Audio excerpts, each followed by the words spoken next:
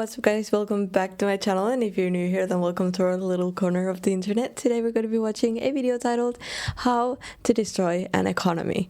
Now this sounds like something that I would be capable to do. I have no idea what this video is about. Gym state. I have no idea what this video is about. I have no idea what I'm looking at. But without further ado, let's see what this is about. This is the tallest building in Africa. It's located here in Egypt's new capital. And what these two things have in common is that they're both... Is that what Egypt's capital looks like? What? This is so random. I've never seen this before. So this looks like kind of like some type of like Central Park type thing. I don't know what this is, this part. And then there's like this beautiful little... Oh, there's 1, 2, 3. There's... What are these? And then suddenly there's just a block of like New York. And then just a block of blocks. That's crazy. What is this? Both empty and expensive. Here's the Taya Misr Bridge. It's the widest bridge in the world for the sole reason they wanted to hold the Guinness World Record. And these investments... That looks like the bridge from Fortnite. I don't know if you guys know what I mean.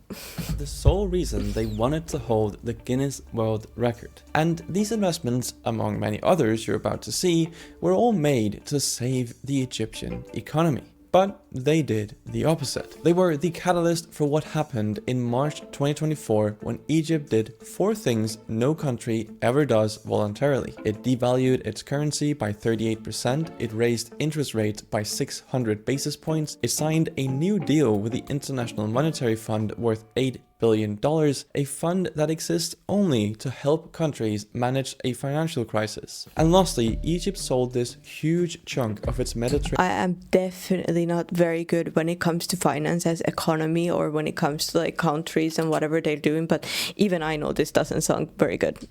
Coastline to the United Arab Emirates for $35 billion.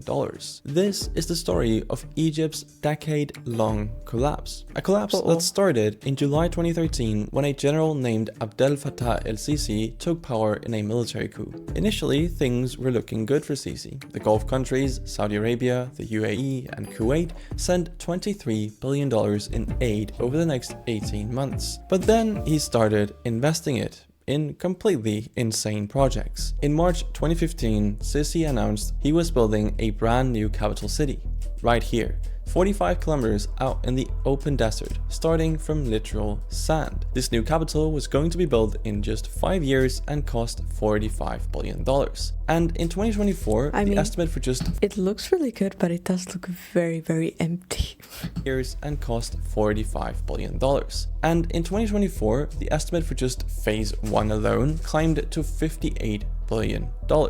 What has been built though is the East Nile monorail line, a 53-kilometer long driverless line connecting the new capital to eastern Cairo. The prioritization here is what's so baffling.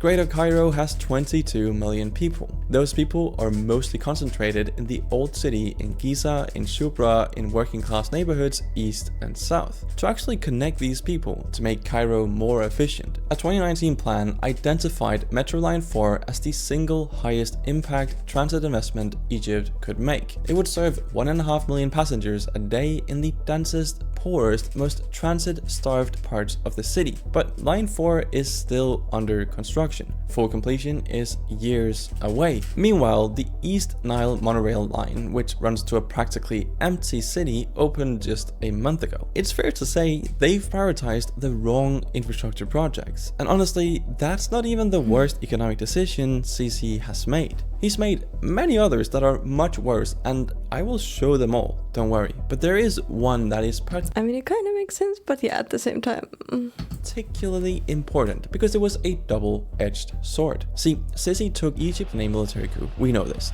but that had a price. So he handed over the entire economy to the military. This is why all the mega projects in the Sisi era were built by the Egyptian military. This is very, not confusing, but like kind of frustrating though, because Egypt is one of those places where they could have an excellent economy if they used all of their strengths and their attributes correctly.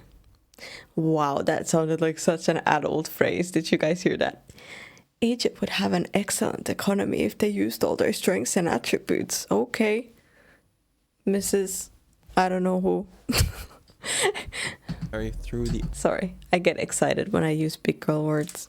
Armed Forces Engineering Authority. The new capital, for example, is 51% owned by the military. The bridges were military built. Even the pasta you buy at the supermarket in Cairo is increasingly likely military made. The Egyptian military runs an economic empire so opaque that nobody actually knows how big it is. Sisi is of course claiming it's negligible, at around 1.5% to 2% of GDP. Independent researchers, however, put the real number somewhere above 40%. The brands the military runs range from bottled water to gas stations to cement, and they now even hold exclusive rights to tender for Egypt's wheat imports. But things start to get really shady when you dig into the anti-competitive practices these companies are allowed to partake in. It turns out these companies don't even pay taxes, customs, or value-added tax. They use conscript labor, which in other words just means they force civilians to perform work for them for free. They receive contracts without competition, and they're audited only by other military officers. What this creates is an environment that's extremely hostile and unfair. That is nasty. For outside companies operating in Egypt.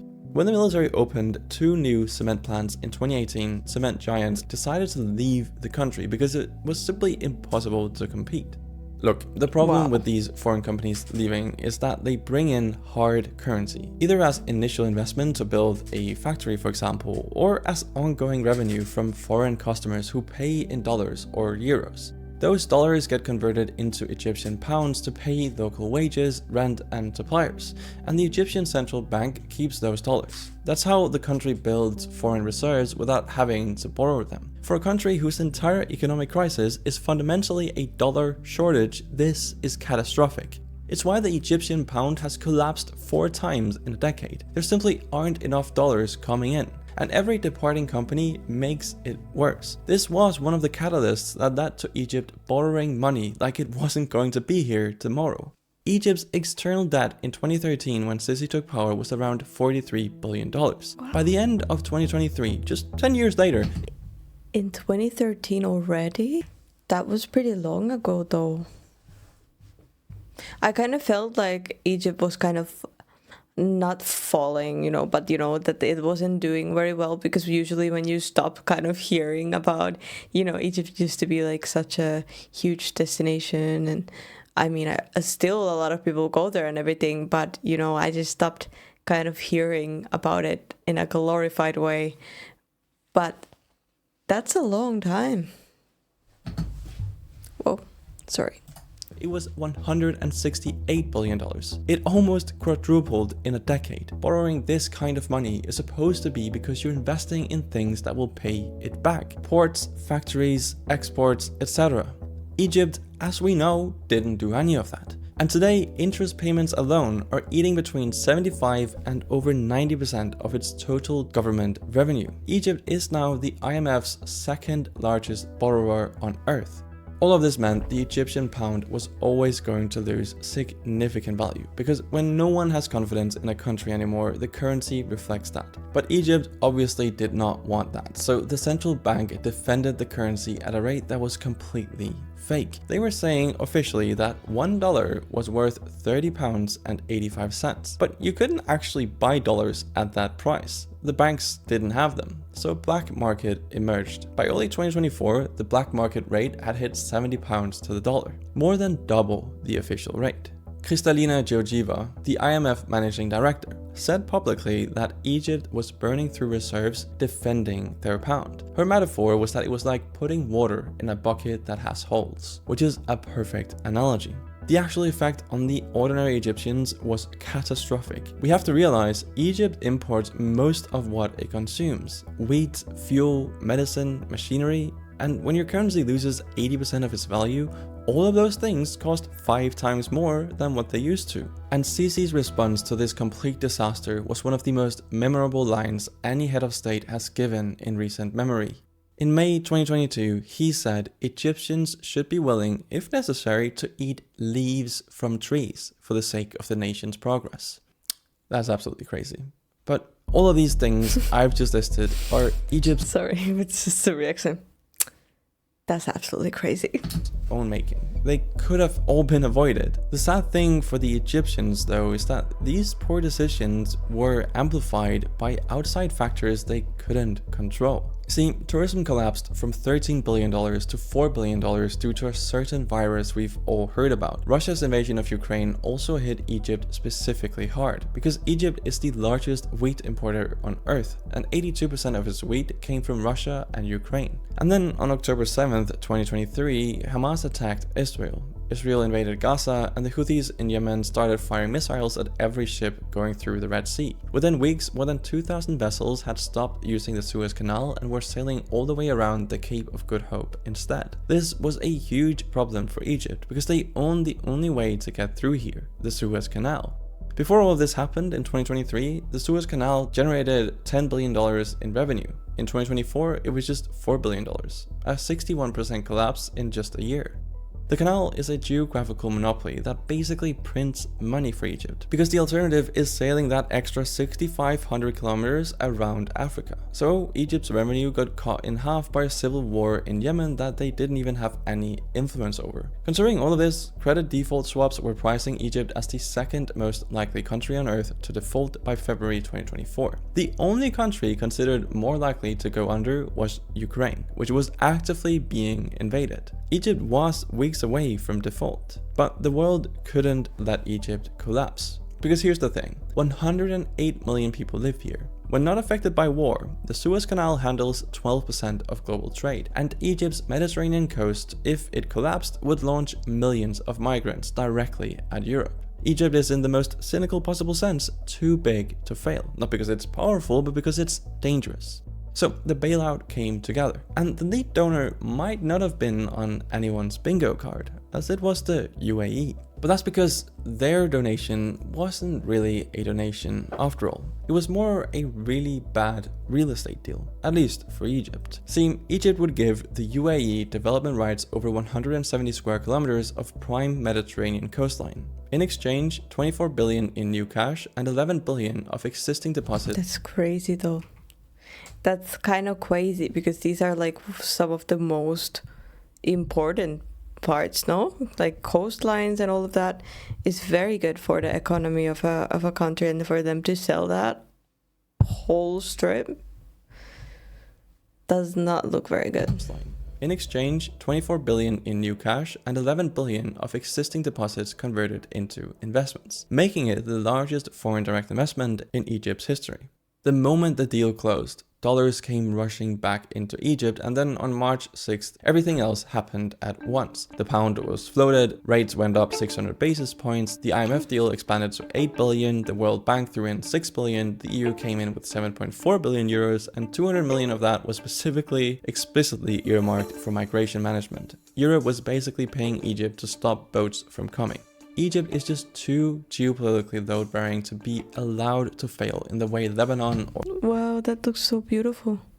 I mean, it looks very rough to live there, but it looks really beautiful. or Sri Lanka did. So what are those? Are those like antennas, or what are those round things? I think they're antennas. Load-bearing to be allowed to fail in the way Lebanon or Sri Lanka did. So what's more likely than collapse is what I'd call a permanent slow bleed. Think of it this way, every structural problem that caused the 2024 crisis is still there. Debt service is still eating 75 to 90% of government revenue, the military still runs 40% of the economy, the mega projects still don't generate returns, the population is still growing by 1.5 million people a year, the new capital is still empty, the private sector is still being crowded out. None of that got fixed in 2024. It just got funded for another few years, which means the next shock, whatever it is, lands on the same fragile structure, and there will be another shock. Ooh. Uh-oh. I mean, hopefully, can't they fix the situation? This looks beautiful though. But yeah, it's kind of disproportionate, no? But hey, thank you guys for joining me for this video. I really hope you liked it. Please leave your thoughts in the comments below, leave a like, subscribe if you haven't yet, and I'll see you guys in the next video. Bye!